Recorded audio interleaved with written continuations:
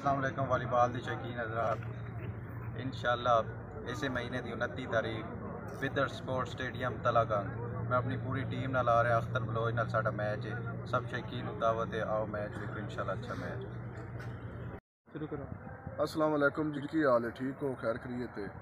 ਤੁਹਾਨੂੰ पता कि अज मैच तलागंगा मैच कैंसल हो गया साडा बारिश की वजह तो। इस महीने की 29 तारीख मैच है तो मैं इंशाल्लाह अपनी मुकम्मल टीम लैके आ रहा चौधरी कमालुद्दीन गुजर।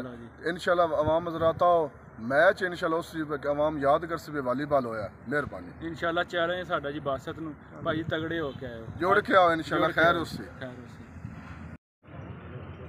बिस्मिल्लाहिर्रहमानिर्रहीम। सब तो पहले सब शकीन वालीबाल मेरी तरफों अस्सलाम वालेकुम। और इंशाल्लाह इस महीने की 29 तारीख बार मौका मरहूम चौधरी मोहसन फरूक स्टेडियम बिदड़ विनार 29 तारीख मैच है। जैसा कि तुहानू पता ही अज 24 तारीख मैच आई।